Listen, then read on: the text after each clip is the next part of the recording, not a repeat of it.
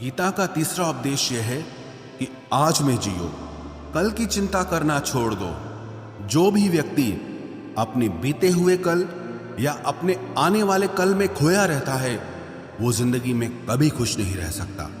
आपको जिंदगी में खुशी सिर्फ और सिर्फ तब मिल सकती है जब आप वर्तमान में जी सके, आज के आनंद को जी सके। बीते हुए कल का और आने वाले कल का कोई वास्तविक अस्तित्व नहीं होता, वो सिर्फ आपकी बुद्धि और आपके विचारों में होता है। उसकी कोई वास्तविकता नहीं होती, उसे सिर्फ आप अपने मन के अंदर और बुद्धि के अंदर जीते हैं। लेकिन जिसे आप वास्तविकता में जीते हैं, वो आपका आज होता है, वो आपका चल रहा पल होता है। अगर आप अपने मन और बुद्धि को अपने कल में अटका के रखेंगे, अपने भूतकाल और भविष्यकाल में अटका के रखेंगे, तो याद रखना आप कभी खुश नहीं रह पाएंगे। और अगर जिंदगी में खुश रहना चाहते हैं तो आज में और इसी पल में जीना सीखें।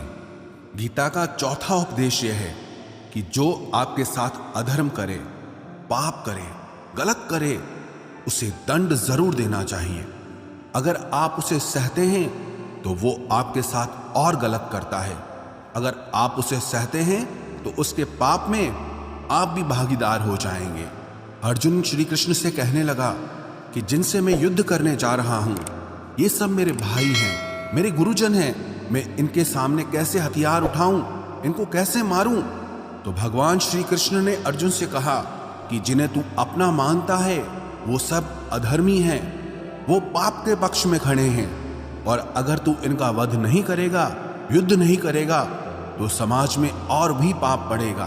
क्योंकि जब कोई ऐसे पापियों को नहीं रोकता है तो ये और भी ज्यादा पाप करते हैं। ऐसे ही जब आपके साथ कोई गलत करता है, आपको चोट पहुंचाता है, दुख पहुंचाता है, और आप वो चुपचाप सहते रहते हैं, तो उससे सामने वाले को बल मिलने लगता है, वो आपको कमजोर समझने लगता है और आपके साथ गलत करने को वो अपना हक समझने लगता है।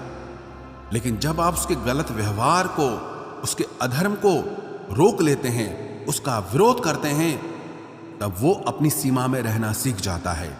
ये कलयुग है। अगर इस जमाने में आपको खुश रहना है तो आपको अपनी रक्षा खुद ही करनी होगी। कोई आपके साथ गलत करे तो उसको कभी नहीं सहना चाहिए, बल्कि उसका सामना करना चाहिए।